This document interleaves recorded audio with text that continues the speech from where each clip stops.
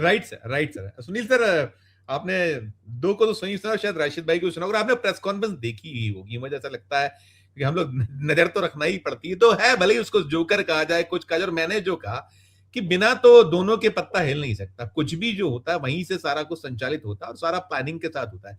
और जो अभी है वस्तु स्थिति, और दूसरा अभी हमने जो 2 दिन पहले देखा, परसों रात का जो घटनाक्रम है, नहीं हो पाया मन की बात, वो नहीं कर पाए। वो सीबीआई डायरेक्टर वाला जो मसला था, आपको क्योंकि ध्वनित होता है कि आप चाहते तो 2 से पारित हो सकता था, 2-1 से ही पारित होना था। वो बैठे हुए थे मुख्य न्यायाधीश जी जो है देश के, तो उनके सुप्रीम कोर्ट के मुख्य न्यायाधीश जी का भी कहीं उसमें हुआ कि आपको फिर एक्सटेंशन देना पड़ा।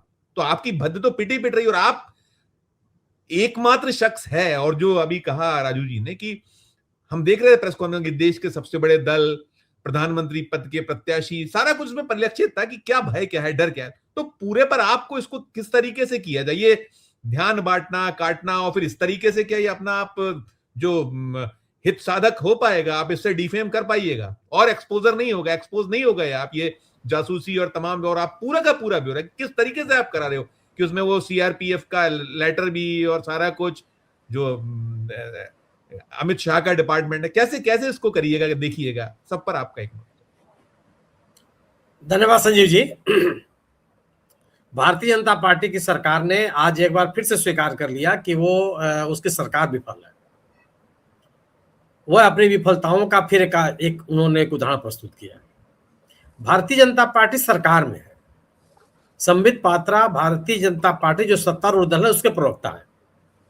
जो वो आरोप लगा रहे हैं, अगर वह आरोप कोई विपक्षी दल लगा रहा होता तो यह बात स्वीकार की जा सकती है। सरकार को तो एक चीज की जानकारी होनी चाहिए, राहुल गांधी कहाँ गए, किससे मिले, किसके आमंत्रण पर गए, कितने दिन कहाँ रहे, कहाँ वो क्या कर रहे थे, सबकी जानकारी आपके पास होनी चाहिए।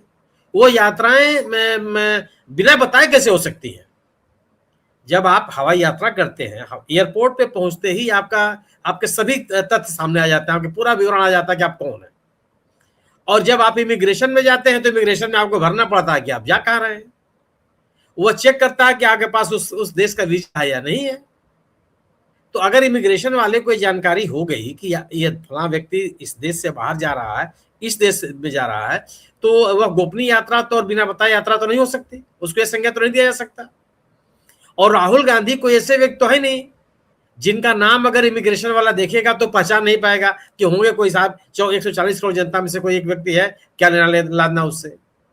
राहुल गांधी इस देश की सबसे पुरानी राजनीतिक दल के नेता है वो, और लोकसभा विपक्ष के नेता हैं, 5-6 बार के एमपी हैं।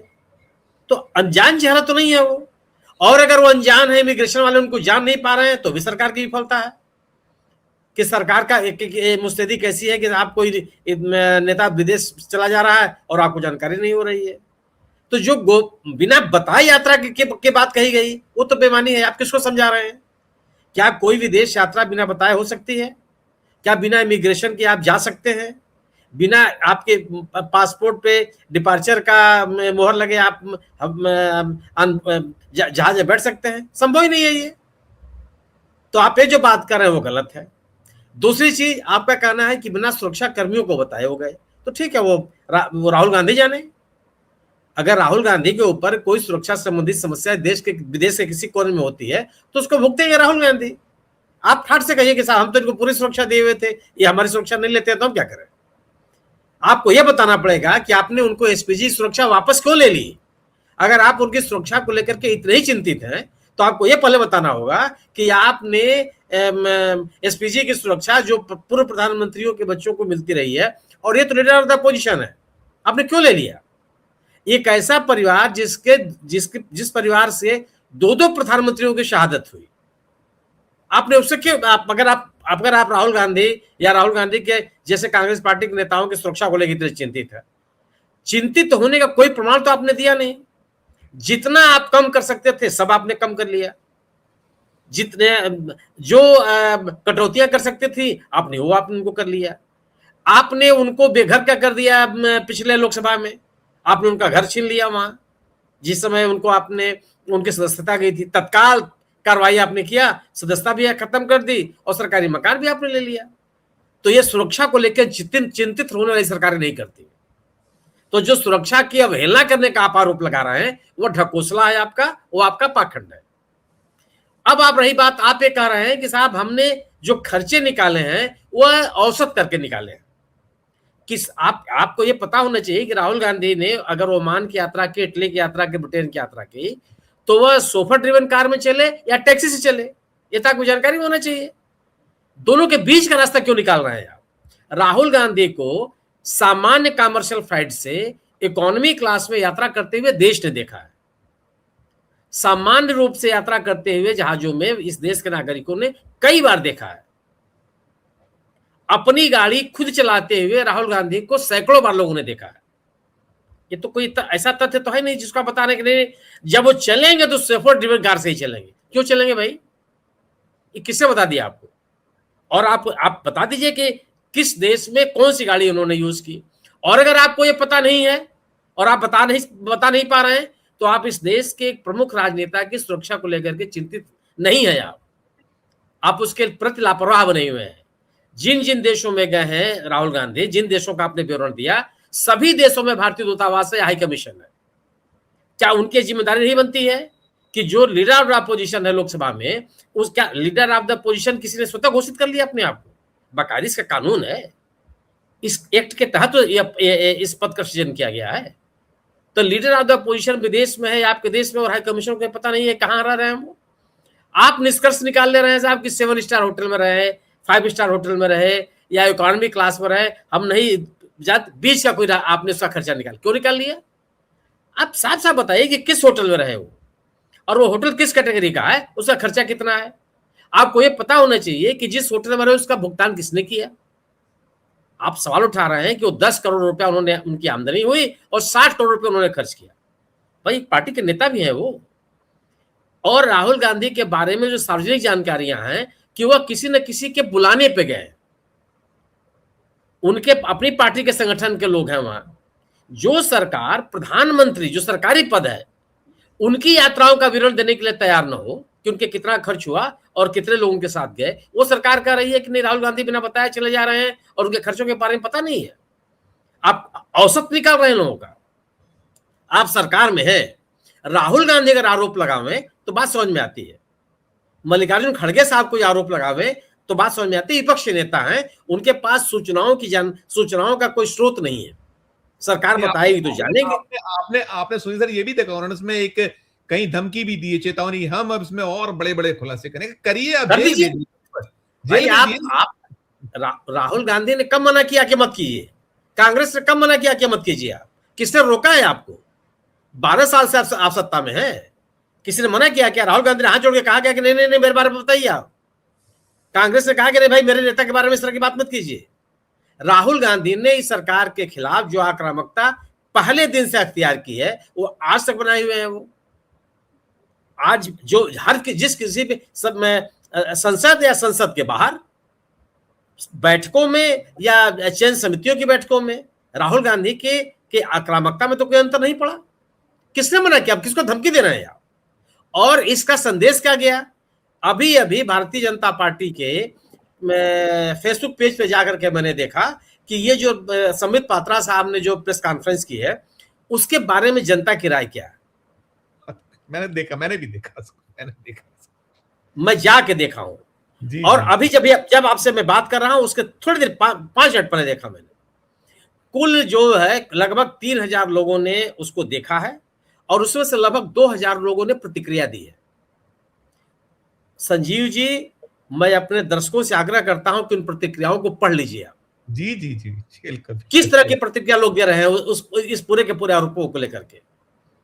जो ये लोग कह रहे हैं कि जो सरकार पीएम केयर फंड के बारे में पारदर्शिता नहीं अख्तियार कर रही है, वो बात कर रही है कि राहुल गांधी ने कितना खर्चा किया। जो सरकार चुनावी बांड के तहत कितने रुपए लिए, किससे लिए, वो बताने के लिए तैयार नहीं थी। वो ये जाना, वो आरोप लगा रही है कि राहुल गांधी ने ये खर्चा कर दिया, वो खर्चा कर दिया, यहाँ क्या कर रहे थे, वहां क्या कर रहे थे। राहुल गांधी ने कोई गोपनीय यात्राएं नहीं की है। किस किस तरह की बातें लोगों ने लिखी है उसको आप पढ़ लीजिए। मैं एक अखबार के पेज पर ही मैंने इसको पढ़ा, उसके बाद मैंने प्रेस कॉन्फ्रेंस देखी। मुझे आइडिया नहीं था कि कोई प्रेस कॉन्फ्रेंस कर रहे हैं। अचानक मैंने एक राष्ट्रीय अखबार है उसके पेज को मैंने पढ़ा तो उन्होंने यही आरोप लगाए हुए थे और अब एक खबर चस्पा की थी। उसके बाद मैंने प्रतिक्रियाएं पढ़ी। उन प्रतिक्रियाओं में लगभग 2500 लोगों ने प्रतिक्रिया दी है, 2500। जी जी। और उन प्रतिक्रियाओं को आप पढ़ लीजिए, वो एक न्यूज़पेपर क्या पेज है जी। और मैं एक खोजता रहा कोई व्यक्ति इस आरोप को लेकर के कोई ऐसा गंभीर आरोप लगावे जो ये समझ में आवे कि ठीक है, जो उन्होंने भारतीय जनता पार्टी जो बात कहने की कोशिश की है, कम से कम उन्होंने राहुल गांधी को घेर लिया। किसकी बात करते हैं आप? एक ऐसी सरकार जो पारदर्शिता में विश्वास नहीं करती, एक ऐसी सरकार जो भ्रष्टाचार का आरोप लगने पर कोई कार्रवाई नहीं करती, एक ऐसी सरकार जो अब उन नेताओं पर जिन पर भ्रष्टाचार के आरोप खुद लगाती रही है उनको मुख्यमंत्री बनाती है। वो एक ऐसी सरकार, एक ऐसी पार्टी जो भ्रष्टाचार के मुद्दों लेकर के राजनीतिक नेताओं पर आरोप लगाती है और नेचुरल करप्ट पार्टी की संज्ञा देती है, उन पार्टी के नेताओं को अपने में शामिल करती है और सरकार में जगह दे देती है। उन सभी नेताओं को अपने हाथ जगह देती है जिनके खिलाफ इन्होंने बकायदे श्वेत पत्र जारी किया था। भ्रष्टाचार की बात कर रही है। राहुल गांधी ने कोई चीज अपनी छिपाई नहीं है। हम और आप राहुल गांधी के समर्थक नहीं है, लेकिन विपक्ष के नेता के रूप में विपक्ष के नेता को जो एक दर्जा मिलना चाहिए आप वो भी देने के लिए तैयार नहीं है। आप वही बात करने के लिए तैयार नहीं है। राहुल विपक्ष के नेता से संवाद कब आपने किया? नहीं। राहुल गांधी के प्रति किस शैली में, किस अंदाज में आपने संबोधित किया है लोकसभा में या संसद के बाहर? आपके लिए राहुल गांधी एक ऐसे राजनेता के रूप में सामने आ गए हैं जिसका कोई काट आपके पास नहीं मिल रहा है। अरबों रुपया खर्च करके राहुल गांधी को आपने अविश्वसनीय बनाने का प्रयास किया। एक ऐसे नेता के रूप में आपने स्थापित करने की कोशिश की जो जनता के प्रति, जनता के मुद्दों के प्रति, देश की राजनीति के प्रति, देश के हितों के प्रति संवेदनशील नहीं है। क्या हुआ? आज देश के लोग कम से कम उस नेता के पीछे खड़े हो गए। और आपकी समस्या यह है, और समस्या केवल यही है कि राहुल गांधी की जो चुनौती है उस चुनौती का सामना करने की स्थिति में आप नहीं है। जो और ये अचानक आया क्यों? राहुल गांधी आज से तो यात्रा कर नहीं रहे हैं, ये लगातार कहते रहे कि साहब जहां कोई देश के सामने गंभीर स्थिति पैदा होती है राहुल गांधी विदेश चले जाते हैं। वो चल नहीं पाया। बाकायदे राहुल गांधी अब लोगों को दिखाई पड़ते हैं, वह नैरेटिव चला नहीं। अभी जो प्रधानमंत्री ने जो अपील की उसके खिलाफ जो प्रतिक्रिया हुई देश में, उससे लोगों को ध्यान हटाने की कोशिश है। Right sir. ऐसी सरकार, संजीव जी अंतिम बात, एक ऐसी सरकार जो अरबों रुपए खर्च करके एक्सप्रेस वे बनाने का दावा करती है, वह लोगों से अपील करती है कि आप डीजल पेट्रोल का उपयोग मत कीजिए और वाहनों को मत चलाइए। तो किनके लिए एक्सप्रेस वे बना रहे हैं आप?